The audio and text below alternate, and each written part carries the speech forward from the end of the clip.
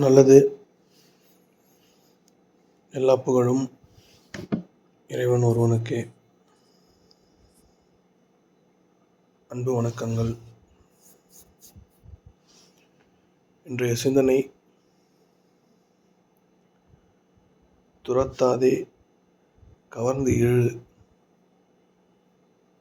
அப்படின்னு ஒரு வீடியோ என் நண்பர் ஒருத்தர் அனுப்பிச்சி வச்சுருந்தார். நான் பார்த்ததுலேயே ரொம்ப ஒஸ்ட்டான வீடியோ தான். துரத்தாதே கவர்ந்து இழு அப்படின்னு அதை பற்றி ஒருத்தர் பேசியிருந்தார். நான் பார்த்ததுலேயே ரொம்ப ஒஸ்ட்டான வீடியோ அதுதான். அதுக்கப்புறம் இன்னொரு சிந்தனை, எங்கள் ஊரில் ஒரு குடும்பம் இருக்கிறது. அந்த குடும்பம் யாருக்கும் எந்த நன்மையும் செய்யறதில்ல. வீட்டில்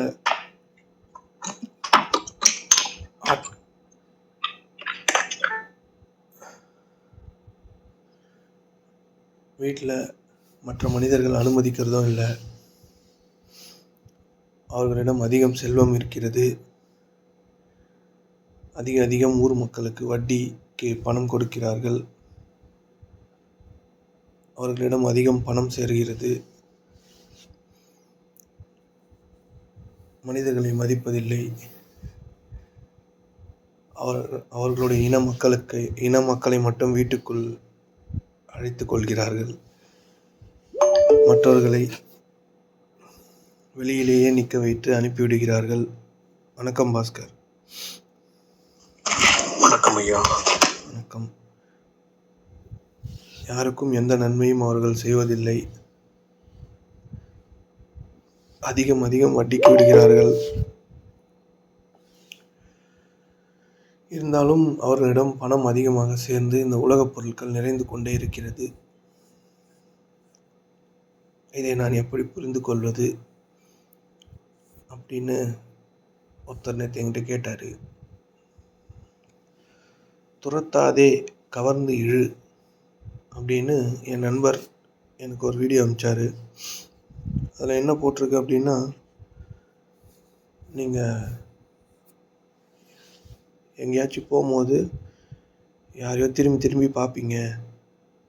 அப்போது அவங்க உங்களை கவர்ந்து இழுத்துடுறாங்க.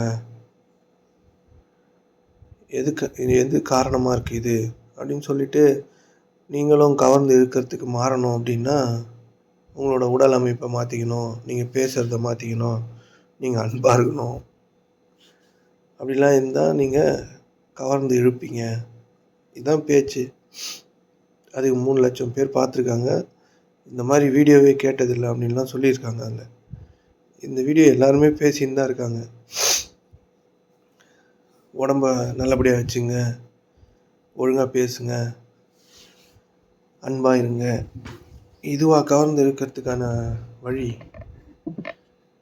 நம்ம எல்லோரும் ஒழுங்காக தான் பேசுகிறோம். நிறைய பேர் உடம்ப நல்லா தான் வச்சுருக்காங்க, ஸ்லிம்மாக அன்பாக தான் இருக்கிறாங்க. எல்லோரும் அப்படி தான் இருக்கிறோம். ஆனால் எதுவும் கவர்ந்து இழுத்த மாதிரி தெரியல, கவர்ந்து இழுக்க முடியல. துரத்தாதே கவர்ந்து இழு அப்படின்னா, நீங்கள் உங்களுடைய அறிவின் காரணமாக, அறிவின் போதாத்தன்மையின் காரணமாக உங்களுக்கு இதெல்லாம் தேவையாக இருக்கிறது அப்படின்னு மற்றவங்கக்கிட்ட இருக்கிறதெல்லாம் உங்கள் தேவைன்னு நினச்சிட்டு, அதெல்லாம் என்னோட தேவை அப்படின்னு சொல்லி உங்களுடைய மனதில் அதை பூட்டி வச்சுக்கிட்டு, அந்த மாதிரி நம்மளுக்கும் வரணும், உங்களோட தேவை என்னன்னு உங்களுக்கு தெரியாது. ஆனால் மற்றவங்கக்கிட்ட இருக்கிறதுனால அதை உங்கள் தேவையாக நினச்சிக்கிட்டு அதை துரத்திட்டு இருந்தீங்கன்னா அதெல்லாம் கவர்ந்து இழுக்க முடியாது. உங்களோட தேவை வேறு, ஒவ்வொருத்தருக்கும் ஒவ்வொரு தேவைகள் இருக்கிறது. அது உங்களுக்கு மட்டும்தான் தெரியும். மற்றவர்கள்கிட்ட இருக்கிறதெல்லாம் உங்களோட தேவை இல்லை. எப்பொழுது உங்களுடைய நான், உங்களுடைய பங்கப்பட்ட நான், உங்களுடைய முழுமையான நான் உங்கள்கிட்ட இருக்குதோ அப்பொழுது தான் அது கவர்ந்து இழுக்கிற தன்மைக்கு வரும். அதாவது காந்தமாக மாறும். காந்தம் முயற்சி பண்ணி எதையும் கவர்ந்து இழுக்கிறது இல்லை. காந்தத்தோட தன்மை கவர்ந்து இழுக்கிறது. புரியுதுங்களா? வணக்கம் செல்விமா. வணக்கம் ஐயா. வணக்கம் குமார். காந்தத்தோட தன்மை கவர்ந்து இழுக்கிறது. காந்தம் எதுவும் கவர்ந்து இழுத்துன்னு இருக்காது எதையும். அது கவர்ந்து இழுக்கிறது தான் காந்தம். இப்போ துரத்தாதே கவர்ந்து இழு அப்படின்னா, நம்ம எதை துரத்துறோம் அப்படின்னா, மற்றவங்கக்கிட்ட எதெல்லாம் அதிகமாக இருக்கோ, மற்றவங்கெல்லாம் இதை வச்சுன்னு சந்தோஷமாக வாழ்கிறதா நம்ம நினச்சிக்கிறோம். அதன் அடிப்படையில் நம்மளுக்கும் இதெல்லாம் வேண்டும் அப்படின்னு நம்மளுக்கு எதெல்லாம் தேவையில்லையோ அதை தான் நம்ம துரத்திட்டு அதை கவர்ந்து இழுக்கணும் அப்படின்னு நினச்சிட்டு இருக்கோம். எப்பொழுது உங்களுடைய எண்ணங்களை கைவிட்டு உங்களுடைய முழுமையில், உங்களுடைய சுயத்தில் நீங்கள் இருக்கிறீர்களோ, அப்போது இந்த மொத்த படைப்புகளும் உங்களை நோக்கி திரும்பும். அதுவாகவே திரும்பும். நீங்கள் கவர்ந்து இழுக்கிறது இல்லை. எப்படி காந்தம் கவர்ந்து இழுக்காமல் அதோட இயல்பில் இருக்கோ, அது மாதிரி நீங்கள் எப்போ உங்கள் இயல்புக்கு வரீங்களோ, உங்களோட தர்மத்துக்கு வரீங்களோ, அப்போ நீங்கள் இந்த உலக படைப்புகள் எல்லாத்தையும் கவர்ந்து இழுப்பீங்க. உங்களுக்கு எது தேவையாக இருக்கிறதோ அது உங்களை நோக்கி இழுக்கப்படும். இது பேர் தான் கவர்ந்து இழுத்தல். நீங்கள் உடம்பு ஒல்லியாக வச்சுக்கிறதும். வணக்கம் மருது. காலை வணக்கம் ஐயா. காலை வணக்கம். உங்கள் உடம்பை ஒல்லியாக வச்சுக்கிறதோ, பயங்கரமாக சூப்பராக பேசுகிறதோ, இல்லை அன்பாக இருக்கிற மாதிரி முயற்சி பண்ணுறதோலாம் இங்கே எதையும் கவர்ந்து இழுக்காது. புரியுதுங்களா? கவர்ந்து இழுத்தல் அப்படின்னா அது உங்களோட இயல்பு. இந்த உலக படைப்புகள் எல்லாமே உங்களை நோக்கி கவர்ந்து இழுக்கப்படும். நீங்கள் அதுக்கு செய்ய வேண்டியது, இதெல்லாம் எனக்கு வேணும் அப்படின்னு மற்றவங்கக்கிட்ட இருக்கிறதெல்லாம் எனக்கு வேணும்னு நீங்கள் அந்த மனநிலையில் இருக்கிறது இல்லை. நீங்கள் சாதாரணமாக உங்களை சரி செஞ்சிட்டாங்களே, உங்களுக்கான இந்த உலக படைப்புகள் எல்லாமே உங்களை நோக்கி கவர்ந்து இழுக்கப்பட்டுரும். புரியுதுங்களா? நீங்கள் கவர்ந்தெல்லாம் இழுத்துன்னு இருக்க முடியாது. உங்களோட இயல்பில், உங்களோட தர்மத்தில் நீங்கள் இருக்கும் பொழுது இந்த உலக படைப்புகள் உங்களை நோக்கி திரும்பும். நீங்கள் அதை இழுத்தணும், இல்லை இதெல்லாம் எனக்கு தேவைன்னு அதை நீங்கள் அந்த சீக்ரெட் புக்கில் சொன்ன மாதிரி காலையில் எழுந்து உட்காந்துன்னு அது பேர் என்ன, காட்சிப்படுத்துதல், இமேஜினேஷன், கற்பனைப்படுத்துதல், இதெல்லாம் பண்ணின்னு நீங்கள் உட்காந்துன்னு இருந்தீங்கன்னா பண்ணினே இருக்கலாம். எதனா ஒன்று கிடைக்கும், நிறைய கிடைக்காம போகலாம். மனிதர்கள் ஏதாச்சும் ஒன்று கிடைச்சிட்டாலும் அது ஒர்க் ஆகும்னு நினச்சிட்டு இருக்காங்க. ஆனால் நிறைய கிடைக்காம போகுது. அப்போது நிறைய கிடைக்காம போகுது, அப்போ அது ஒர்க் ஆகுதுன்னு தானே அர்த்தம். உங்களோட மனதை நீங்கள் காலி செய்யாத வரைக்கும், உங்களோட மனதை நீங்கள் புரிஞ்சுக்காத வரைக்கும், உங்களோட மனதின் இயக்கத்தை புரிஞ்சுக்காத வரைக்கும், உங்களை பற்றி தெரிஞ்சுக்காத வரைக்கும் நீங்கள் எதையும் இங்கே கவர்ந்து இழுக்க முடியாது. நீங்கள் செயல்களால் எந்த மாற்றத்தை நிகழ்த்தியும் இங்கே எதையும் கவர முடியாது.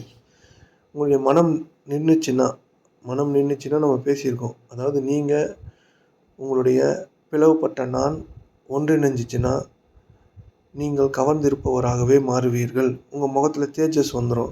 இந்த உலகம் உங்களுக்காக அடிபணியும். நீங்கள் எதை விரும்பினாலும் விரும்பிய மாத்திரத்தில் அது உங்களுக்காக படைக்கப்படும். இது எதுவுமே பொய் கிடையாது. இதெல்லாம் உண்மையாக நடக்கிறது. அது நடந்தே தீரும். புரியுதுங்களா? அதனால் செயல்களால் உங்களை மாற்றிக்கிட்டு ஏதோ ஒன்று நம்மளுக்கு கிடச்சிரும் அப்படின்னு அதன் பின்னாடி ஓடி அது பேர் தான் துரத்துறது. நீங்கள் எதையுமே செய்யாமல் கவர்ந்து இழுக்கிறது தான் கவர்ந்து இழுத்தல். உங்களோட இயல்புக்கு நீங்கள் வந்துட்டிங்கன்னா உங்களோட தேவைகள் என்னென்னவோ உங்களுக்கு தெரியணும்னு கூட அவசியம் இல்லை. அதுவாகவே பூர்த்தி ஆகிடும். உங்களுக்கு சொல்ல புரியுதுங்களா? நீங்கள் இதெல்லாம் எனக்கு தேவையாக இருக்குது, நான் அடுத்த மாதம் இது தேவையாக இருக்குது அப்படின்னு நீங்கள் தேவையிலே இருக்க மாட்டீங்க. உங்களோட இயல்பில் இருந்தீங்கன்னா, உங்களோட நான் முழுமையாக இருந்துச்சுன்னா, நான் உங்களுடைய எண்ணங்களால் சிதையுண்டு, உங்களுடைய ஐம்புலன்களால் சிதைக்கப்பட்டு சிதறி கிடக்குது. அது வரைக்கும் உங்களால் எதையும் கவர்ந்து இழுக்கவே முடியாது. உங்களால் நல்ல வார்த்தை கூட பேச முடியாது. எதுவுமே பண்ண முடியாது. உங்களோட அறிவின் அடிப்படையில் நீங்கள் இயங்குனீங்கன்னா, இந்த உலகத்தை அதிகமாக எடுத்து பூசிக்கணும்னு ஓடினீங்கன்னா கிடைக்கும். இந்த உலகம் உங்களுக்கு கிடைக்கும். ஆனால் பயன்படாது. உங்கள்கிட்ட நிறைய இருக்கலாம். ஆனால் அதை வச்சு பயன்படுத்த முடியுமா? அது உங்களுக்கு சுகம் அளிக்குமானா அது அளிக்காது. நீங்கள் கவர்ந்து இருக்கிறவராக மாறணும். உலக படைப்புகள் உங்களை நோக்கி வரணும். அதுக்கு நீங்கள் உங்களை சரி பண்ணிக்கிட்டால் மட்டும் போதும். நீங்கள் உடம்பை ஒல்லியாக்கிக்கணும்னு அவசியம் கிடையாது. நல்லா பேசுறதுக்கு ட்ரைனிங் எடுக்கணும்னு அவசியம் கிடையாது. அன்னை தெரேசா மாரி அன்பு காமிக்கணும்னு அவசியம் கிடையாது. புரியுதுங்களா? அன்னை தெரேசா மாரி அன்பு காமிச்சா அன்னை தெரேசா மட்டும் தான் இப்போ வரைக்கும் இருக்கிறாங்க. நம்ம அன்னை தெரேசா மாரி என்னைக்குன்னா மாறி இருக்கோமான்னா இல்ல. அன்னை தெரேசா அன்புன்னா யாருன்னா அன்னை தெரேசா, அன்னை தெரேசா. நம்ம பேரும் வரணும்ல அன்பு காமிக்கிறதுல. அப்படிலாம் யாரும் யோசிக்கிறதில்ல. யாருங்க அன்பு நிறைய காமிச்சான்னா அன்னை தெரேசா, அன்னை தெரேசான்னு இப்போ வரைக்கும் சொல்லின்னு இருக்கிறோம். சொல்றது புரியுதுங்களா? அப்படிலாம் இங்க அன்புன்றதே நீங்க உங்களோட இயல்புல இருக்கிறது தான். அதெல்லாம் காமிக்கிறது இல்ல. அன்பு தான் நீங்க. அன்னை தெரேசா காண்பிச்சது அன்பும் கிடையாது. கேட்டா அன்புன்னு என்ன அன்பு? மத்தவங்களுக்கு ஏதாச்சும் புண்ணுக்கு மருந்து போடுறது அன்பா? இப்போ டாக்டர் ஹாஸ்பிட்டல் போறீங்க, ஒரு நர்ஸ் உங்க புண்ணுக்கு மருந்து போடுறாங்க, அன்பா அது? புரியுது. அவங்க ஏதோ ஒண்ணு மனிதர்களா உங்களுக்கு புடிச்சிருக்கு அந்த வேலை செஞ்சிருக்கிறாங்க. அன்புன்றது உங்க இயல்புல இருக்கிறது, உங்களுக்குள்ள இருக்கிறது அன்பு. நீங்க தான் அந்த அன்பு. அத காமிக்கலாம் முடியாது. நீங்க அன்பா இருப்பீங்க அவ்வளோதான். புரியுதுங்களா? அத காண்பிச்சாலே அன்பு இருக்காது அங்க. புரியுதுங்களா? மனிதர்களுக்கு சேவை செய்றாங்கன்னா, சேவை செய்திருக்காங்க அவ்வளோதான். அது பெருசா பேசுறதுக்குன்னு ஒண்ணும் இல்ல. அவங்க சேவை செய்திருக்காங்க. உங்களால செய்ய முடியாதத மத்தவங்க செய்தாங்கன்னா, அது பெரிய காரியம்னு நம்ம நெனச்சுக்கிறோம். அப்படி கிடையாது. புரியுதுங்களா? நம்மளால செய்ய முடியாதத மற்றவங்க யாருன்னா செய்தாங்கன்னா, "எப்பா பெரிய விஷயம், புகழப்படக்கூடியதற்கான விஷயம்" அப்படின்னு நம்ம நெனச்சுக்கிறோம். நீங்க உங்களுக்குள்ள நிலை பெறுதல் தான் ரொம்ப ரொம்ப இம்பார்ட்டன்ட். அதுதான் கவர்ந்து இழுக்கிற தன்மைய உங்களுக்குள்ள அதிகரிக்கும். கவர்ந்து இழுக்கிறது கூட உங்க அறிவால இழுக்கிறது இல்ல. உங்களை நோக்கி வர வைக்கிறது. நீங்க இங்க இருக்கிறீங்கல்ல, உங்களோட தேவைகள் எல்லாமே உங்களுக்கு என்னென்ன தேவை அப்படின்னு நீங்க நிர்ணயிக்க முடியாது. அதுவாவே உங்களுக்கு வர்றது தான். நீங்க இந்த உலக வாழ்க்கையில இவ்வளோ நாள் இவ்வளோ நாள் இருப்பீங்க. உங்களுக்கு என்னென்ன தேவைகள் தேவைப்படும், அது எல்லாமே உங்களை நோக்கி இழுக்கப்பட்டுரும்.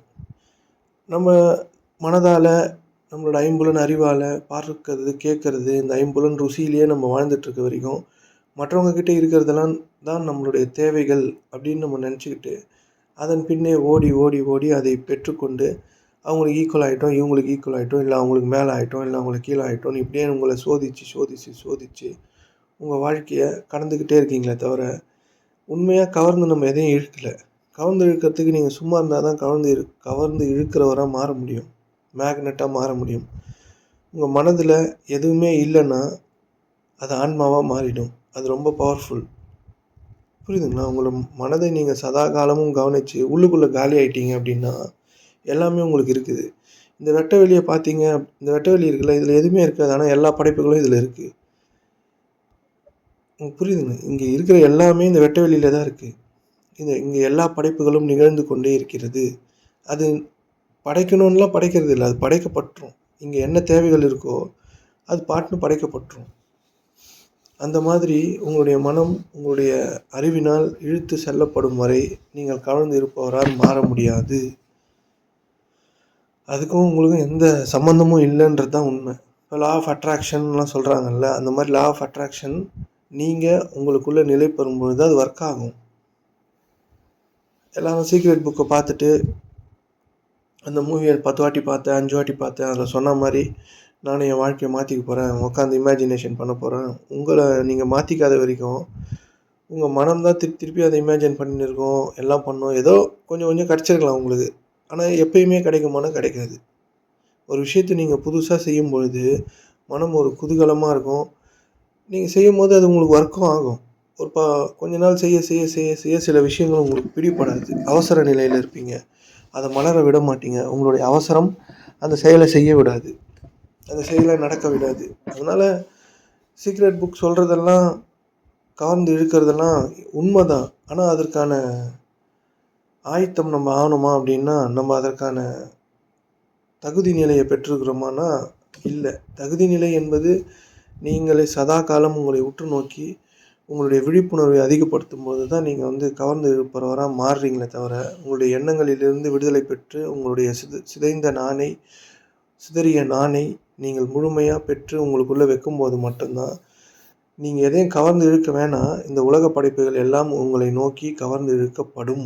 உங்களுக்கு எது நடந்தா சரியோ, அது எல்லாத்துக்குமான வழிவகைகளை அதுவே உருவாக்கிடும். இது அதுவா நடக்கிறது. கவர்ந்து இழுக்கிறதுன்றது அதுவா நடக்கிறது.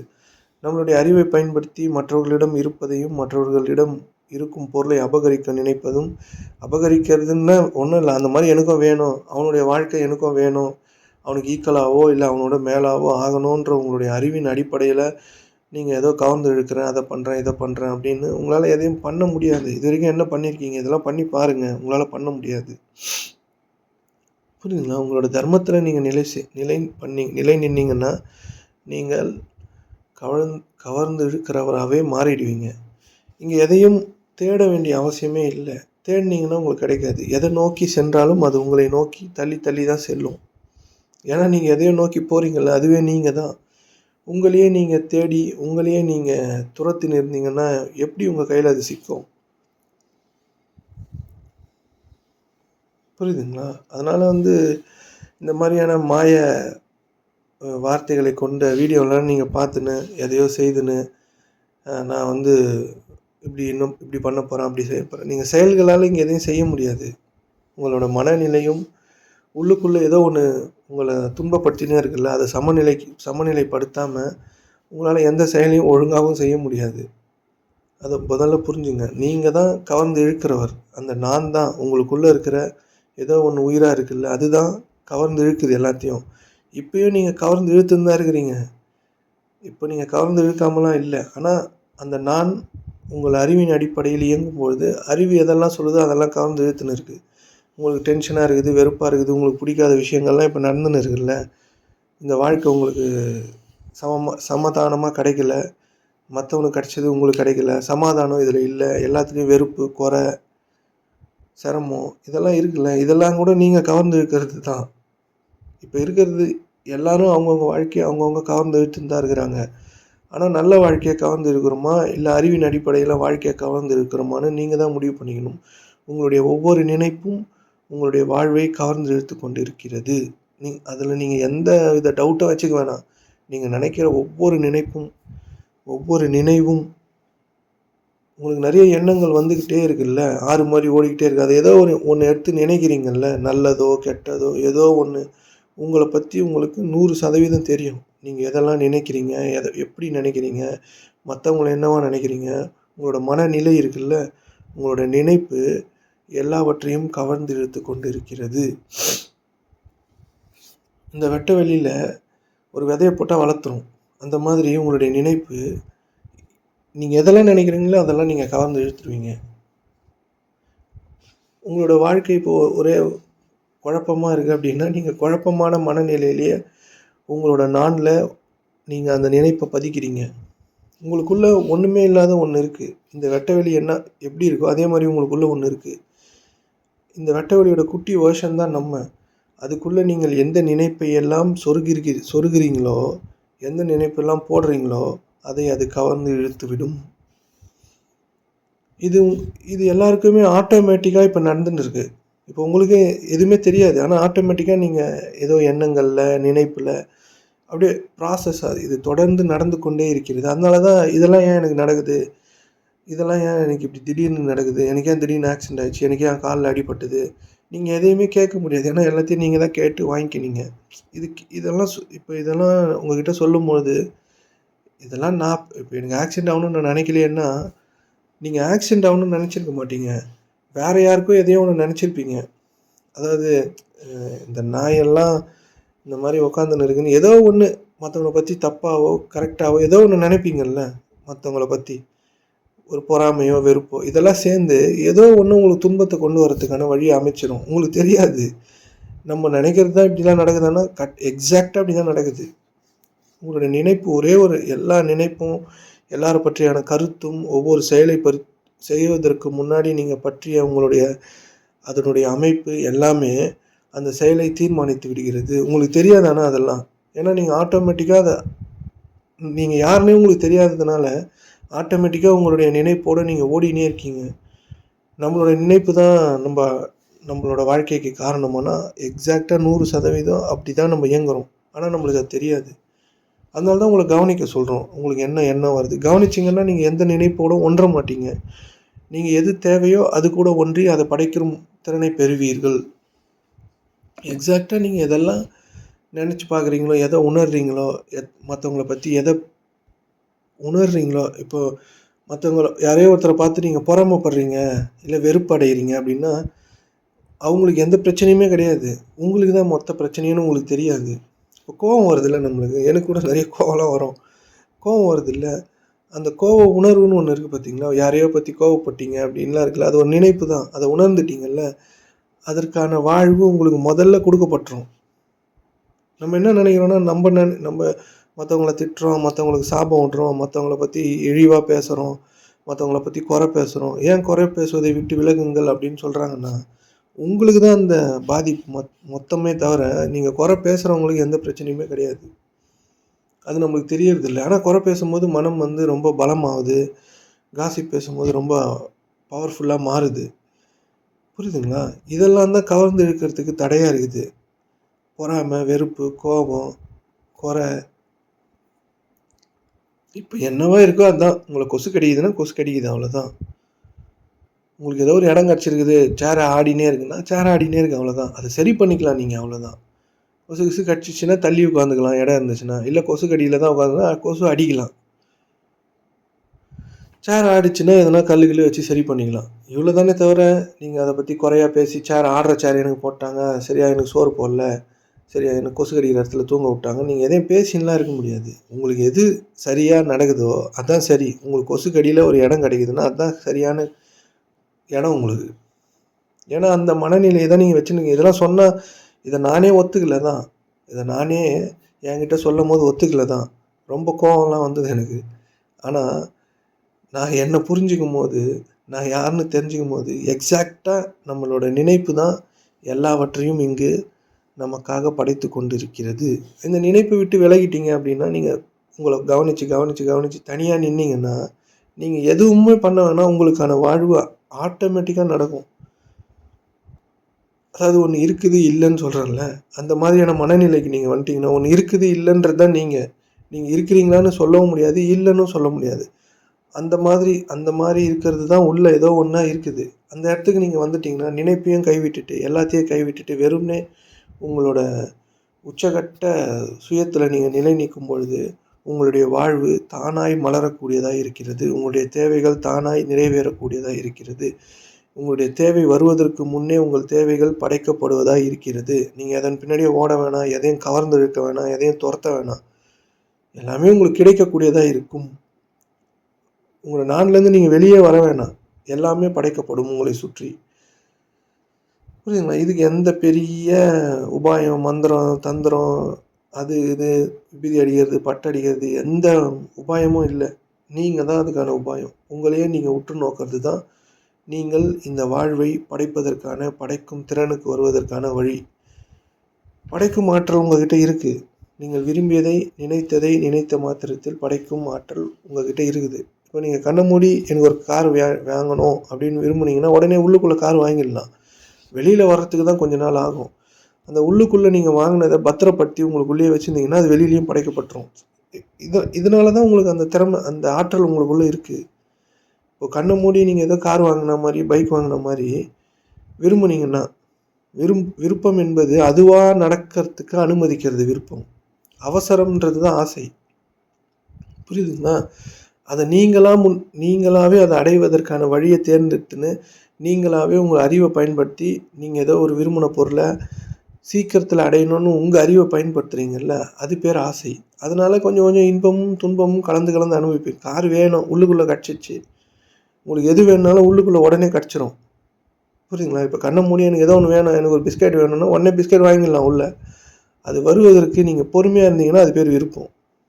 நீங்களே போய் ஏதோ ஒன்று பிஸ்கெட் வாங்குறதுலாம் சின்ன விஷயம், பெரிய பெரிய விஷயங்களை சொல்கிறேன். உடனே பிஸ்கெட் வேணுன்னா நான் கண்ணை மூடி பிஸ்கெட் வாங்கிட்டேன். இப்போ யாருன்னா எடுத்துன்னு வந்து தர வரைக்குமானா, உங்களால் செய்ய முடிகிற விஷயங்களை இப்போ காரு கூட உங்கள்கிட்ட பணம் இருக்குது, உடனே வாங்கிட முடியும் அப்படின்னா நீங்கள் போய் வாங்கிடலாம், தவறு கிடையாது அதில். அதாவது உங்கள்கிட்ட இருப்பு இல்லாத பொழுது அதை வாங்க முடியாது, கடன்லாம் வாங்கி தான் வாங்கணும் அப்படின்னா, அதை நீங்கள் அவசரப்படுத்தி கடன் உடனே வாங்கி அதை வாங்கி நீங்கள் வச்சுருக்கிறது உங்களோட ஆசை. உங்கள்கிட்ட சாதாரணமாக உங்கள்கிட்ட இருப்பு இருக்குது, அதெல்லாம் வாங்குறது என்கிட்ட பணம் இருக்குன்னா அதெல்லாம் வாங்கி வச்சுக்கலாம், ஒரு தப்பும் கிடையாது. உங்களால் முடியாத விஷயங்கள் இருக்குல்ல, அதை கசக்கி அதனால் எதிர்காலத்தை அடமானம் வைக்கிறோம்ல. நம்ம எதிர்காலம் எப்படி இருக்குன்னு நம்மளுக்கு தெரியாது. எதிர்காலத்தை அடமானம் வைத்து நம்ம பொருட்களை வாங்கி வச்சுக்கிறதுனால நீங்கள் காலத்தின் மீது நஷ்டவாளியாக மாறுறீங்க. புரியுதுங்களா? படைக்கும் ஆற்றல் உங்ககிட்ட இருக்குது. உள்ளுக்குள்ளே நீங்கள் கேட்குறது உடனே கொடுக்கப்பட்டுரும். ஆனால் உங்களோட எண்ணங்களுக்கும் நினைப்பிற்கும் ஏற்றாற் போல் அது உங்களுக்கு வெளியில் உருவாகுமா உருவாகாதான்றது உங்கள் கையில் தான் இருக்குது. நீங்கள் எதை கேட்டாலும் உடனே கடவுள் குடுத்துருவான். இப்போ நீங்கள் உள்ளுக்குள்ளே 100 பவுன் செயின் மோதிரம் எல்லாம் போட்டுன்னு இருக்க மாதிரி உங்களால் உடனே இமேஜின் பண்ண முடியும். உடனே உங்களுக்கு கிடச்சிச்சு. ஆனால் அது வெளியில் வர்றதுக்கு உங்களுடைய நினைப்பும் உங்களுடைய எண்ண ஓட்டங்களும் எப்படி அமைந்திருக்கிறதோ அதன் அடிப்படையில் அது வரும். நீங்கள் நினைக்கலாம் 100 பவுன் எனக்கு வருமானு. கட்டாயமாக வரும். ஆனால் முதல்ல அதை நம்புறதுக்கு உங்களுடைய மனமும் தயாராக இருக்காது. சும்மா எனக்கு எப்படி வரும்? எனக்கே ஒரு வழியும் கிடையாது. நானே சாதாரணமான வேலை செஞ்சுன்னு இருக்கிறேன். டீ ஆத்தின்னு இருக்கிறேன். எனக்கே ஒரு சோர்ஸும் கிடையாது. எனக்கு எப்படி வரும்னு நீங்கள் நினைக்கலாம். ஆனால் அதுக்கு எந்த சோர்ஸுமே தேவையில்ல. நீங்கள் தான் அந்த சோர்ஸு. உங்களுக்குள்ளே இருக்க நான் தான் அந்த சோர்ஸு. அதுக்கிட்ட நீங்கள் பொறுப்பை ஒப்படைச்சிட்டிங்கன்னா அது படைக்கிறதுக்கு தயங்கவே தயங்காது. ஏன்னா அதுக்கிட்ட எல்லாமே இருக்குது. இந்த வெட்ட வெளியில் எல்லாமே இருக்குது. அதுதான் உங்கள்கிட்ட எடுத்துன்னு அந்த தரவே செய்யணும். புரியுதுங்களா?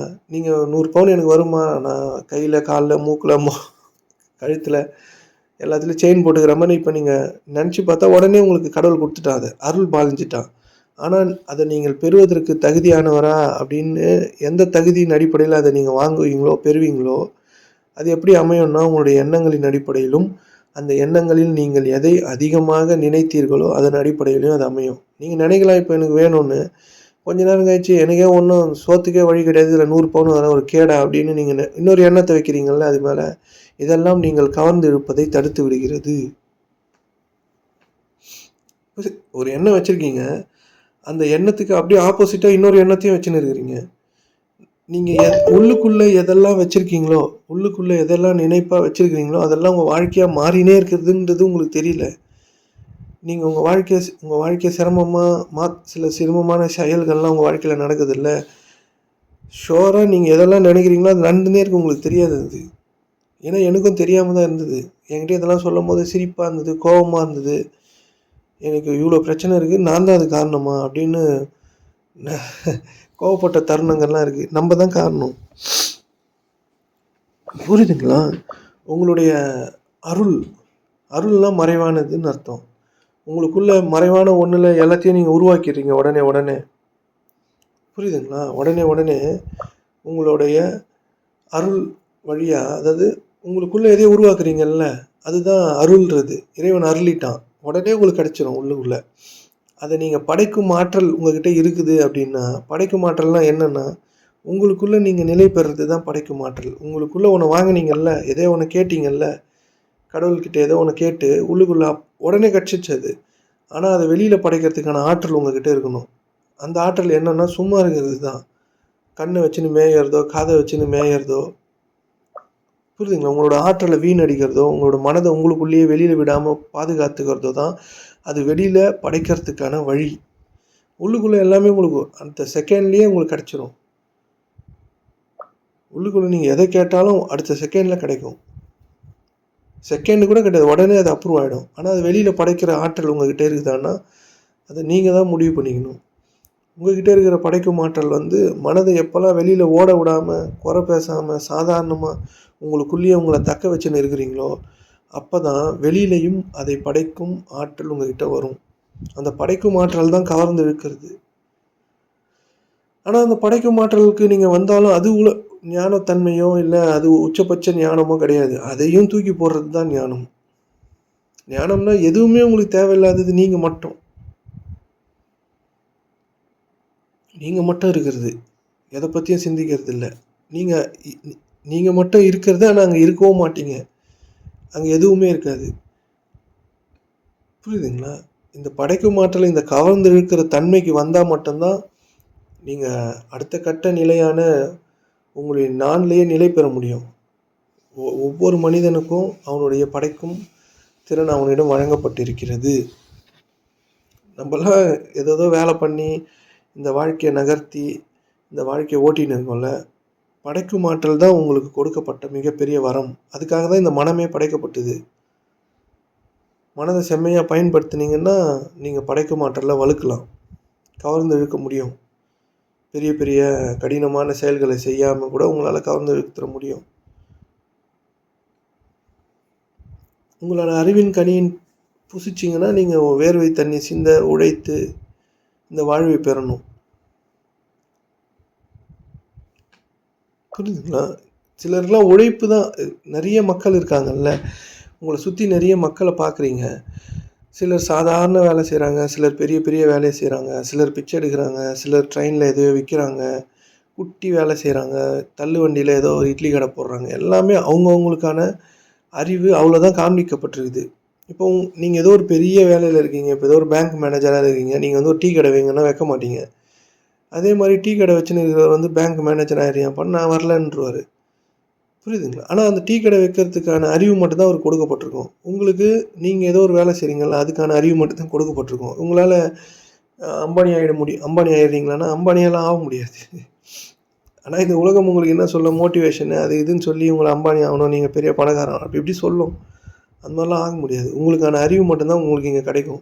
நீங்கள் அம்பானி ஆகணுன்னா அம்பானிக்கான அறிவு அதுவாகவே கொடுத்துரும். நீங்கள் யோசிச்சு பாருங்கள், இப்போ சாதாரணமாக தூய்மை பணியாளர்கள்லாம் இருக்கிறாங்க, அவங்களுக்கு அவ்வளோ அறிவு தான் இருக்குது. அதை தாண்டி அறிவுலாம் அவங்களுக்கு கொடுக்கப்படவே இல்லை. அப்போ தான் அந்த வேலையை அவங்க செய்வாங்க. அந்த அறிவு மட்டும்தான் இருக்குது அவங்களுக்கு. டாக்டருக்கு டாக்டர் அறிவு மட்டும்தான், இன்ஜினியருக்கு இன்ஜினியர் அறிவு மட்டும்தான். அதை தாண்டி அவங்களால சிந்திக்கவும் முடியாது. அந்த வேலையை மட்டும்தான் அவங்களால செய்ய முடியும். புரியுதுங்களா? அதுக்காகவே அது படைக்குது. எல்லா வேலைகளுக்குமான மனிதர்களுக்கான கொஞ்சம் கொஞ்சமான அறிவு மட்டும்தான் அது கொடுக்குது. ஆனால் நம்ம என்ன பண்ணுறோம், இந்த வேலை வந்து உயர்ந்த வேலை, அந்த வேலை உயர்ந்த வேலை, இது சரியான வேலை, நான் பெரிய வேலையில் இருக்கிறேன், நான் பெரிய சம்பாத்தியம் அப்படி கிடையாது. உங்களுக்கான அறிவு அவ்வளோதான் கொடுக்கப்பட்டிருக்கு. நீங்கள் இதுக்கு மேலே எதுவும் பண்ண முடியாது. வேணால் முயற்சி பண்ணி எதையாச்சும் பண்ணி பார்க்கலாம், அவ்வளோதான்.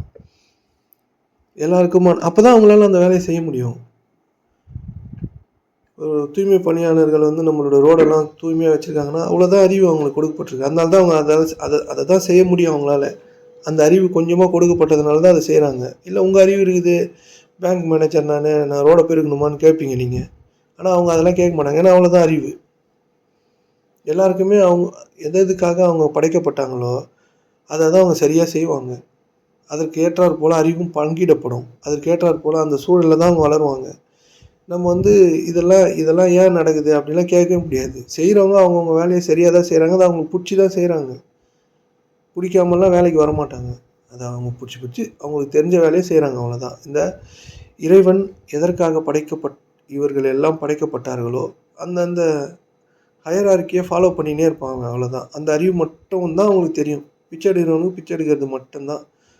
மற்றபடி வேறு எதுவும் தெரியாது. அவன் அதை பற்றி எதை பற்றியும் கவலைப்பட மாட்டான். புரியுதுங்களா? அதனால் படைக்கும் ஆற்றலுக்கு ஒவ்வொரு மனிதனும் வராத வரைக்கும் அவங்களுக்கு ஆன்மீகம்னு ஒன்றும் கிடையவே கிடையாது.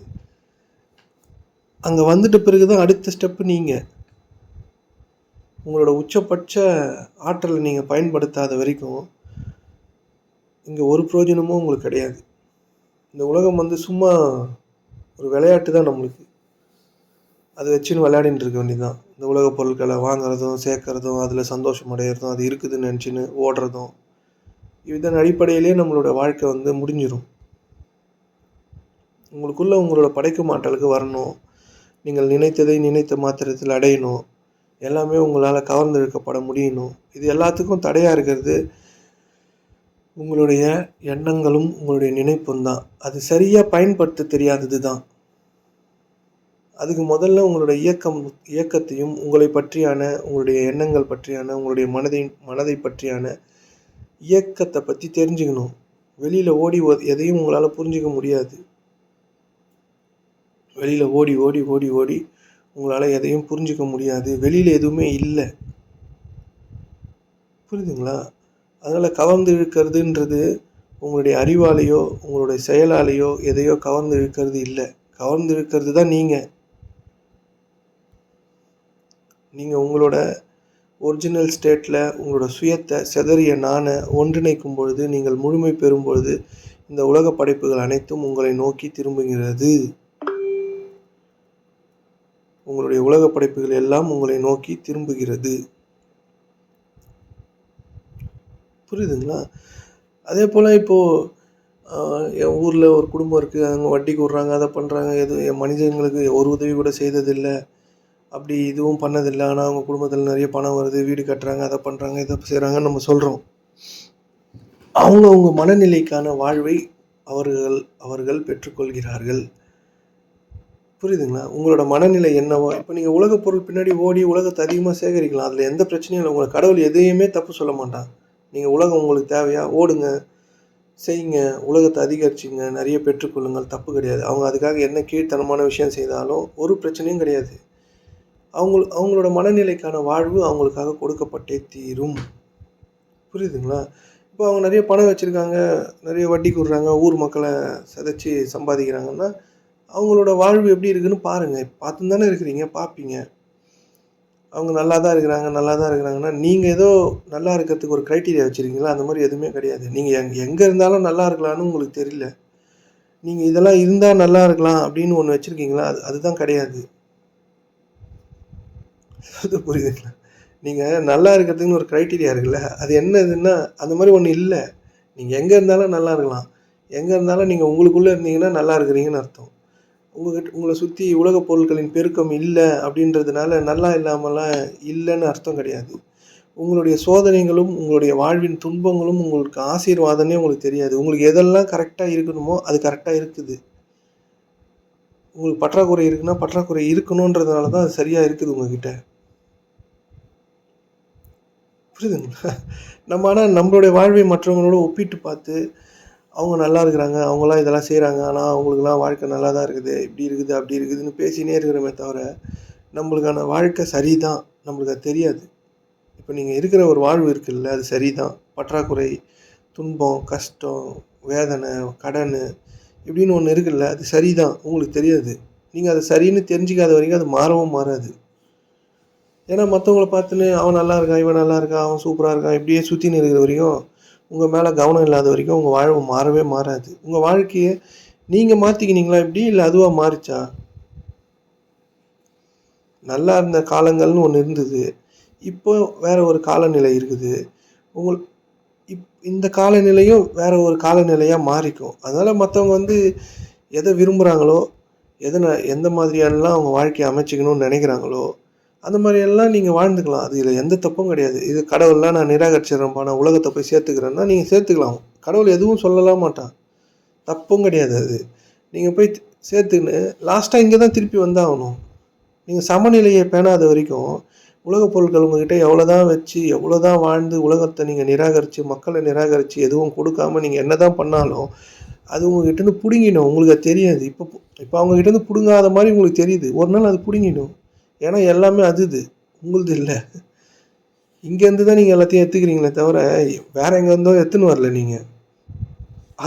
அதுகிட்ட இருக்கிறதையே நீங்க வாங்கி வச்சுக்கின்னு, அவன் நல்லா இருக்கிறான், இவன் நல்லா உங்களுக்கு ஏதோ ஒண்ணு இப்போ ஒரு வாழ்க்கை இருக்குல்ல, அதான் நீங்க. அதுதான் நீங்க உருவாக்குனது. வேணும்னா நீங்க விரும்புங்க. உங்களுக்கான வாழ்வு பெருசா வரட்டும். படைங்க. எனக்கு வீடு நல்லா வரணும், செல்வம் நெறைய நல்லபடியா வரணும், இந்த உலகப் பொருட்களோட தேவைகள் எல்லாம் எனக்கு ஈஸியா பூர்த்தி ஆகணும்னு விரும்புங்க. உங்க மேல கவனமா இருங்க. விரும்பிட்டு உங்களோட நினைப்ப சீர்படுத்துங்க, ஒழுங்குபடுத்துங்க. உங்களுக்கும் வரும். உங்களுக்கு சும்மா வரும். நல்லபடியா வரும். அவங்க உலக மக்களோட வட்டிக்கு விடுற அந்த மனிதர்களோட சிரமத்தெல்லாம் அவங்க வச்சுன்னு இருக்காங்க. அவங்கள பாருங்க. வச்சுன்னு இருக்கிறத பாருங்க. அவங்க எப்படி ஆறாங்கன்னு பாருங்க. எப்படி ஆறாங்கன்னா, அந்த சிரமத்தெல்லாம் அவங்க வாங்கியிருக்காங்கல்ல, அதுக்கான கட்டாயமா அவங்க அதுக்கு பதில் சொல்லுவாங்க. இது சரியா இயங்காத மாரி உங்க எல்லாருக்கும் தெரியுது. அவன் நல்லா இருக்கான், இவன் நல்லா இருக்கான், அவன் சூப்பரா இருக்கான், இப்படி இப்படின்னு உங்களுக்கு தெரியுதுல்ல. ஆனா அவன் வீட்டுக்குள்ள போய் நீங்க யாரும் பார்க்கல. அவன் மனத போய் நீங்க யாரும் பார்க்கல. அவனுக்கு என்ன துன்பமோ, அவனுக்கு என்ன பிரச்சனையோன்னு உங்களுக்கு எதுவுமே தெரியாது. ஆனா வெளியில நின்னு பார்க்கும்போது அவன் நல்லா இருக்கிற மாரியும், உலகப் பொருட்களோட சீரும் சிறப்புமா வாழ்ந்துட்டு இருக்க மாரி உங்களுக்கு தெரியுது. ஆனா அது உண்மை கிடையாது. அவனோட மனநிலை என்னவா இருக்குதுன்னு அவனுக்கு மட்டும் தான் தெரியும். புரியுதுங்களா? அதனால அவன்கிட்ட இருக்கிறதெல்லாம் இருக்கட்டும். உங்களோட வாழ்வு இப்ப சிறுமையா இருந்துச்சுன்னா, உங்களோட படைக்கும் ஆற்றலுக்கு வாங்க. அதுக்கு நீங்க எங்கேயோ போய் எதையோ தியானம் பண்ணுங்க. எதுவும் சொல்லலையே. உங்களை உற்று நோக்கி கவனிச்சு, நீங்க யாருன்னு தெரிஞ்சுங்க. படைக்கும் ஆற்றலுக்கு வாங்க. உங்களுக்கும் வீடு வாசலு எல்லாமே செல்வம், கில்வம் எல்லாமே இது ஃப்ரீயா தரும். நீங்க கேட்குற பணம்லாம் அதுக்கு சும்மா குட்டி. சிலர்லாம் 1 ட்ரில்லியன், 3 ட்ரில்லியன், 4 ட்ரில்லியன் ஒரே ஆள் வச்சிருக்காங்க. நீங்க கேட்குற 1,50,00,000லாம் அது குட்டி. நீங்க ஆனா அதுக்கு அத அத அத கேட்க தான் உங்களுக்கு தெரியல. உங்களுடைய கண் எல்லாமே மத்தவன் மேல ஓடின்னு இருக்குது. மத்தவன் என்ன வச்சுன்னு இருக்கிறான்னு பார்க்குறோம். ஆனா நீங்க என்ன வச்சுன்னு இருக்கிறீங்க உள்ளன்னு நீங்க போய் பாருங்க. உங்களோட வாழ்வு எதன் அடிப்படையில எந்த அடித்தளத்த வச்சு நீங்க அமைச்சிருக்கீங்கன்னு பாருங்க. மற்றவங்க எல்லாரையும் விட்டுருங்க. உங்களுக்கு என்ன வேணும்? உங்களுக்கு என்ன வேணும்னு உங்களுக்கே தெரியலன்றது தான் உண்மை. அதனால தான் உங்களுடைய மனம் வெளியில் சுற்றின்னு இருக்குது. நீங்கள் எதை கேட்டாலும் இங்கு உடனே கொடுக்கப்பட்டு விடும். ஆனால் அது வெளியில் வர வைக்கிறதுக்கு தான் உங்கள்கிட்ட ஆற்றல் இல்லை, பத்தலை. நீங்கள் கண்ணை மூடி எனக்கு இதெல்லாம் வேணும்னா உடனே உங்களுக்கு வந்துடுது இல்லை உள்ளுக்குள்ளே. அதை வெளியில் வர வைக்கிறதுக்கு தான் உங்கள்கிட்ட ஆற்றல் இல்லை. ஏன்னா உங்களுடைய ஆற்றல் எல்லாவற்றுக்கும் செலவாகி விடுகிறது. மற்றவனை பார்க்குறது, மற்றவனை பற்றி பேசுறது, இதெல்லாம் இதை விட்டு விலகுனீங்கன்னா, நீங்கள் எதெல்லாம் உங்கள்கிட்ட இல்லைன்னு நினச்சிங்களோ அதெல்லாம் உங்களை நோக்கி வரும். நீங்கள் யோசிக்க கூட வேணாம், அது உங்களை நோக்கி வந்துடும். இப்போ நான் சொல்கிறது எல்லாமே ஒரு விளையாட்டோ இல்லை இது உங்ககிட்ட சொன்னால் நீங்கள் இதெல்லாம் நினச்சி ஒரு மாதிரி பெருமைப்படுவீங்க என்னை பற்றி அப்படின்னு கிடையாது. இதுதான் உண்மை. இதுதான் உங்களோட படைப்பு. இதுதான் நீங்கள். கடவுளின் சாயலில் மனிதன் படைக்கப்பட்டிருக்கிறான் அப்படின்றதுக்கான அத்தாட்சியே நான் சொல்கிறது தான். உள்ளுக்குள்ளே கிடைச்ச ஏதோ ஒன்று உங்களுக்கு உள்ளுக்குள்ளே கிடைக்குது இல்லை, அதை ஏன் வெளியில் உருவாக்க மாட்டீங்க? என்ன பிரச்சனை உங்களுக்கு அப்படின்னு நீங்கள் தான் கண்டுபிடிக்கணும். உங்களால் முடியும். இப்போ உங்களோட சூழல் என்னவா இருந்த போதிலும், எவ்வளோ சிரமமாக இருந்த போதிலும், நகரவே முடியலன்ற போதிலும் ஒரு பிரச்சனையும் கிடையாது. நீங்கள் எந்த சிரமத்தில் வேணாலும் இருங்க, கடன்காரனாக இருங்க, காசு இல்லாமல் இருங்க, ஏதோ ஒன்றா இருங்க, துன்பத்தில் இருங்க, அவங்க வீட்டில் சண்டை சச்சரவு எதோ வேணாலும் இருக்கட்டும், எந்த பிரச்சனையும் இல்லை, எல்லாமே சரியாயிடும். ஆனால் உங்களோட மனதை உங்களுக்குள்ளே செலுத்துங்க. உங்களோட மனதை வெளியில் ஓட விடாதீங்க. வெளியில் ஓட விடாதீங்கன்னா ஐம்புலன்களை ஒழுங்காக பயன்படுத்துங்கன்னு அர்த்தம். உங்களை நோக்கி திரும்புங்க. நீங்கள் அதுதான் கவர்ந்து இருக்கிறதுக்கான வழி. உங்களுடைய தேவைகள் உங்களுக்கு என்னது அப்படின்னே தெரியாது. முதல்ல அதை கண்டுபிடிங்க. உங்களோட தேவையே நீங்கள் தான். புரியுதுங்களா? உங்களோட தேவையே நீங்கள் தான். அந்த நான் தான். இந்த பிளவுபட்ட நானால், சிதைந்த நானால் எதையுமே இங்கே முழுமையாக செய்ய முடியாது. அதனால் அவங்கவுங்களோட வாழ்க்கை அவங்கவுங்களோட மனநிலையின் அடிப்படையில் அமையுது. அவங்க ஊரை ஏமாற்றி ஊரில் இருக்கிற ஏழை மக்கள்கிட்ட வட்டி வாங்கி அந்த பணத்தை சேமித்து அதை வச்சுருந்தாங்கன்னா அதுக்கு கட்டாயமாக கடவுள் ஒரு திட்டம் வச்சுருப்பார். புரியுதுங்களா? அறிவின் பின்னாடி போனால் அறிவு தான் உண்மைன்னு நீங்கள் நம்புவீங்க. அறிவு தான் எல்லாமேன்னு நம்பி அதன் பின்னாடியே போய் தான் வாழ்க்கை இழப்போம். புரியுதுங்களா? அதனால் அவங்க நல்லா இருக்கிறாங்கன்னா நல்லா இருக்கட்டும். நல்லா இருக்கிறதுனால என்னன்னு யாருக்குமே தெரியல. நல்லா இருக்கிறதுனாலே நீங்கள் தான் அது. யார் தன்னை தான் அறிகிறானோ அதுதான் நல்லா இருக்கிறது. மற்றபடி இந்த உலகம் எல்லாம் உங்களுக்கு தேவையான சோறை எப்பயுமே கொடுத்துன்னு தான் இருக்குது.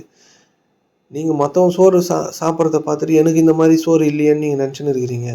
அது நல்லா இல்லாத தன்மை கிடையாது. நீங்கள் எல்லாரும் நல்லா தான் இருக்கிறீங்க. முதல்ல அதுக்கு வாங்க. உங்கள் கண்ணு சரியாக தெரியல, காது சரியாக கேட்கலன்னா தான் தெரியும் நீங்கள் நல்லா இருக்கிறீங்களா இல்லையான்னு. இப்போ எல்லாம் சரியாக இருக்கிறதுனால கொஞ்சம் கொஞ்சம் அந்த இல்லாத பொருட்களை நினச்சி நம்ம நல்லா இல்லைன்னு நினச்சின்னு இருக்கிறோம். நீங்கள் எல்லாரும் நல்லா தான் இருக்கிறீங்க. எல்லாருக்குமே நல்லது தான் நடக்கும். மற்றவங்க வச்சுன்னு இருக்கிறதின் பால் கண்களை நீட்டாதீர்கள். உங்கள் மேலே உங்கள் கண்ணை வச்சுங்க. இதை நீங்கள் செய்தீங்கன்னா நீங்கள் எதெல்லாம் விரும்புனீங்களோ அதெல்லாம் ஈஸியாக அடைவதற்கான வழி உங்களுக்கு வரும். இதை செய்து பார்த்துட்டு எப்போ வரும் நினச்சிருந்தீங்கன்னா வராது. இதை பர்பஸாக செய்யவே முடியாது. இந்த மாதிரி பண்ணுறதுக்கு பர்பஸே கிடையாது. உங்களை கண்டுபிடிக்கிறது மட்டும்தான் உங்கள் வேலையாக நீங்கள் வச்சுக்கிட்டு உங்களை சதா காலமும் உற்று நோக்கிட்டு வெளியில் உங்கள் மனதை குதிக்க விடாமல் உங்களோட ஆற்றலை உள்ளுக்குள்ளேயே வச்சுக்கினீங்கன்னா நீங்கள் எதெல்லாம் விரும்பி இதெல்லாம் வேணும்னு உள்ளுக்குள்ளே ஆசைலாம் வச்சுருப்பீங்களா, அதெல்லாம் சும்மா நடக்கிறத நீங்கள் பார்ப்பீங்க. ஆனால் இதை நீங்கள் செய்தாகணும். உங்களுக்கு எதெல்லாம் சும்மா கிடைக்குதோ அதெல்லாம் உங்களை பெருசாக துன்பப்படுத்தாது. நீங்கள் உழைத்து பெற்றதன் மீது நீங்கள் நிறைய எழுதி வச்சுருப்பீங்க தீர்ப்பு. அதை யாரையும் தொட விட மாட்டீங்க, அதை யாருக்கும் கொடுக்க மாட்டீங்க, அது மேலே கவனமாக இருப்பீங்க. இப்படி இருந்தே அது பயனும் படாது, யாருக்குமே பயன்படாத துருப்பிடிச்சி விளங்காமல் போயிடும். உங்களுக்கு வர சும்மா நிறைய பொருட்கள் வருது, சும்மா இந்த உலகம் உங்களுக்கு கிடைக்குதுன்னா அது எல்லாருக்குமே உங்களால் ஈஸியாக கொடுக்க முடியும். புரியுதுங்களா? அதனால் இதெல்லாம் புரிஞ்சுங்க. ஏதோ ஒன்று துரத்தாதே கவர்ந்துன்னா எல்லாமே உங்கள்கிட்ட மட்டும்தான் இருக்குது. நீங்கள் எந்தையும் உங்களால் மாற்றிக்கின்னு நான் ஒழுங்காக பேசுகிறதுனால இந்த வாழ்க்கை ஒழுங்காகிடும் அப்படிலாம் கிடையாது. நீங்கள்லாம் பேசவும் வேணாம், ஒன்றும் பண்ண வேணாம். உங்களுக்குள்ளே நிலை பெறுங்க. நீங்கள் எத்தனை கிளாஸ் கேட்டாலும் இதுதான் என்னால் சொல்ல முடியும். ஏன்னா இதுதான் அல்டிமேட்டு ட்ரூத்து. இதை சரி செய்யாமல் நீங்கள் எதையும் சரி செய்ய முடியாது. நீங்கள் அதை சரி செய்தீங்கன்னா பயன்படாது அது உங்களுக்கு.